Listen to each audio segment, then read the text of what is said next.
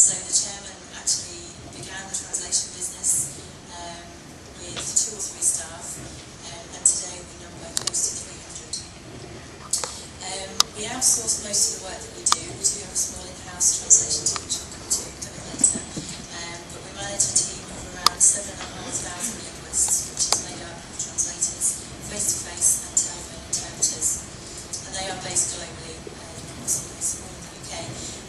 And my team in Global Resources is saying they spend their time actually looking for these qualified people to take on projects.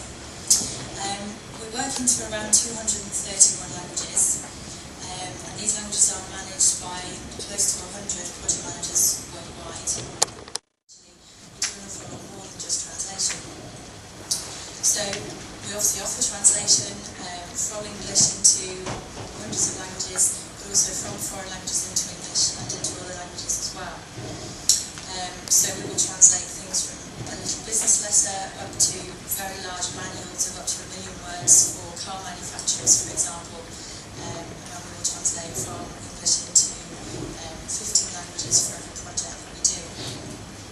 We also provide localization to companies who want their websites translated, so from airline companies to online gambling companies, we localize the sites into any number of languages required. Appointment at an NHS hospital, or it can be a conference around the world. Our face-to-face has grown considerably since last January. We have a 200% increase.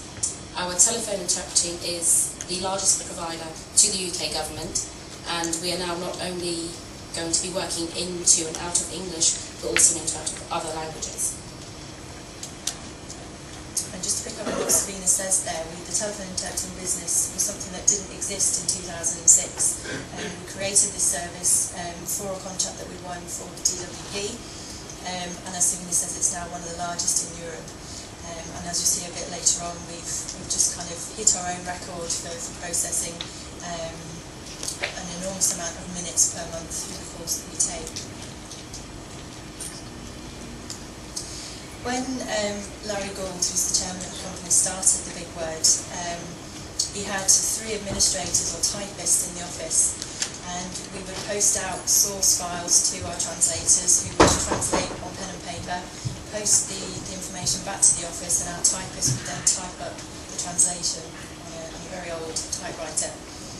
And obviously in 30 years an awful lot has changed, and today it's not just about pen and paper, translating from one language to another. There's a whole raft of technology and support that goes with that. And The Big Word is very proud to say that we have a web-based platform, a bespoke piece of technology that's been created in-house, which allows secure transfer of files from clients through to The Big Word and then out to our translators.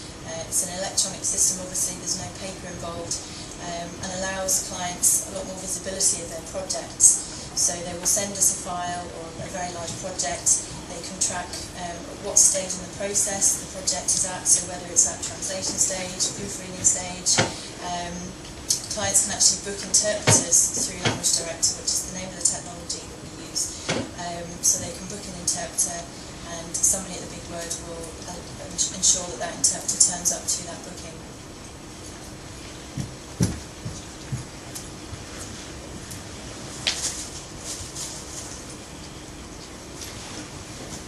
So over 30 years, The Big Word has grown an enormous client base. We can now say that we service around 3,000 clients worldwide. On an average in any month, we service the needs of around 750 to 800 clients. And these are people, as you can see on screen, in the private sector. Again, very small projects to projects that take 3 to 6 months to complete. They tend to be for the private sector, but we also serve the needs of a lot of our public sector clients as well.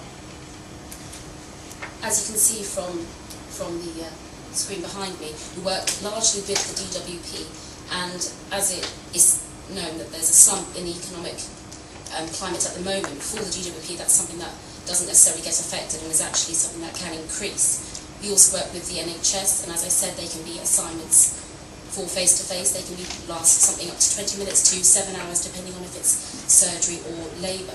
We work for the prison service, prisons all over the country, and also, if I could just,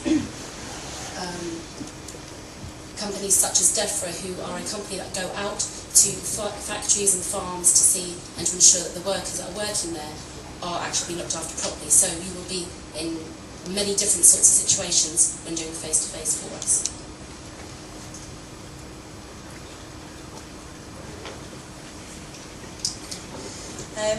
Just to give you an idea of some accreditations that we've got, just so that you may be aware of some of these already.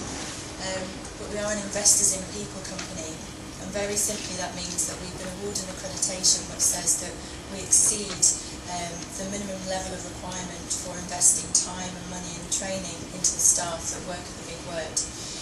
So that can range from very specific training courses in project management, to the induction process that you get when you start at the Big Word. You get to meet different people in different departments, see how you would interact with those people in your role.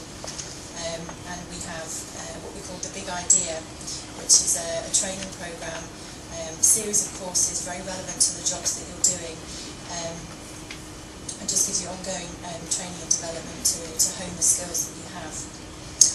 We're also a corporate member of the ITI. I don't know whether you know of the ITI too well, but the ITI is the Institute of Translation and Interpreting, and is a regulatory body for the translation industry in the UK, and we have corporate membership to that. And as you'll see when we come onto the selection criteria for translators, this is something that we take as a bonus. It's not a compulsory requirement to work for us, but we find that if you've gone through the examination and assessment of being accredited by an institution such as that, it's actually it's an additional bonus to your CV. And finally, we are ISO 9001 2000 accredited, and what that is a quality standard. And the accreditation basically states that we have met certain standards to say that when we say we do certain things on paper, we actually do follow those in practice. So we are audited every year, and we have a very tight quality process, quality management system in place. And we were actually the first company translation company in the UK to be awarded that accreditation.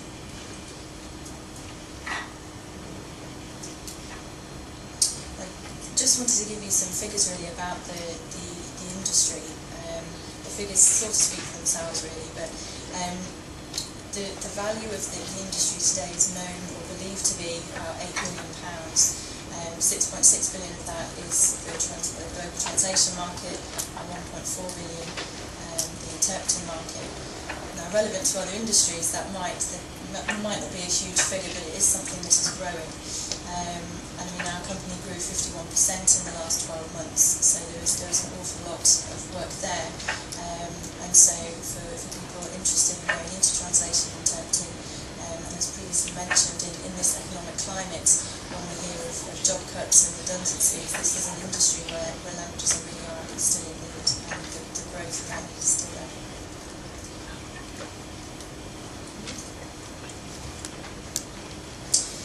So in 2008, as I said, we've grown considerably in the last couple of years, and I just wanted to give you again some figures on the amount of work that we're doing and the kind of opportunities there for people like yourselves coming into the industry. So we translated 230 million words last year into 231 languages, but also in over 600 language combinations, so not just from English to French or French to English, but German to Czech, German to Hungarian, Japanese to Spanish, Chinese to Japanese, and we provided this service for clients in over 46 countries. Back in 2007, we were on average working or giving out assignments that were around 250 a month. And as you can see, in 2008, we were doing that per week. So that's definitely increased in 140 languages and for about 200 public sector clients. So that has definitely increased, and there is work out there for everybody. As I said, our telephone interpreting business was non-existent up until the middle of 2006, and up until, as we grew into the end of 2008, we actually were servicing over 1 million minutes a month. So we have on our books us, we have around 3,000 telephone interpreters, and you'll see from kind of the key languages that we work in, we have a core number of telephone interpreters who get very regular work from us and take these calls from like the DWP, from the NHS, and also from the ambulance service. So they might be roadside in an accident, they can call the big word and be put through to a telephone interpreter and converse with the non-English speaker.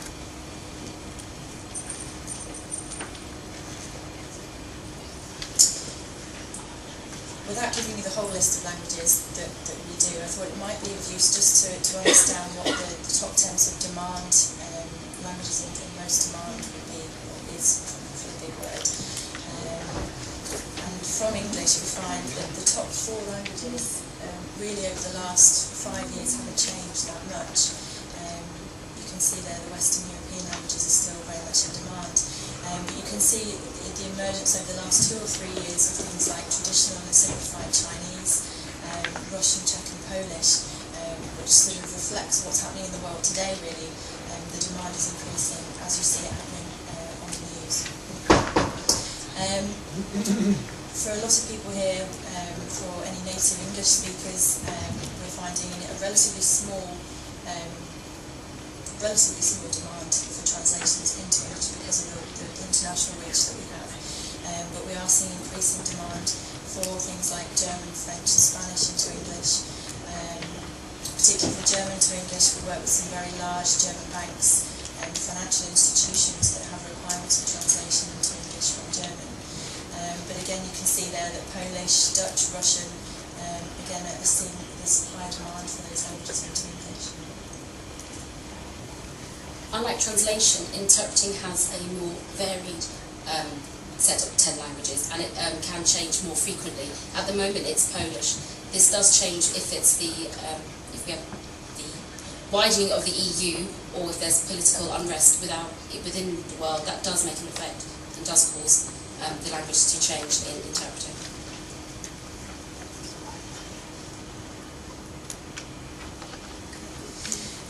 So if you were to, if translation and interpreting is the industry that you want to go into, and you do want to become translators and interpreters, the criteria that we would look for particularly is laid out here for you. So for translation, we look for a degree level education and translation related qualification to go with that. So we have translators that have done BAs, BScs and MAs in translation and interpreting. We also look for ideally 3 years full-time professional experience. The reason being is that we work for clients that work in very specific fields, very technical terms and terminology, and so we require people who have exposure to those industries. We can use glossaries and we can use tools like Trados and internet directories and glossaries to support you.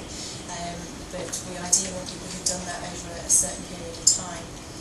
So one of the other criteria is that there is some kind of specialisation in the work that you do.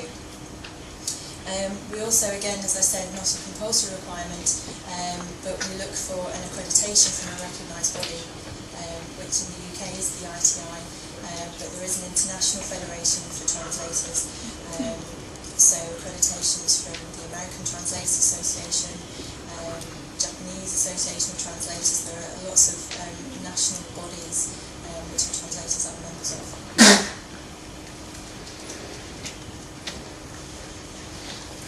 For face-to-face interpreting, as you see, a lot of the work that we do is for public sector clients. We do have a small department within London that look after conference interpreters, so private sector companies who hold very large conferences around the world who require simultaneous whispered consecutive interpreters. For face-to-face public sector, the requirements are slightly lower, if you like. We look for interpreters that have undertaken the Community Interpreting Level 3 qualification as a minimum, and that is an intense, shortened version of the DPSI course. It still gives you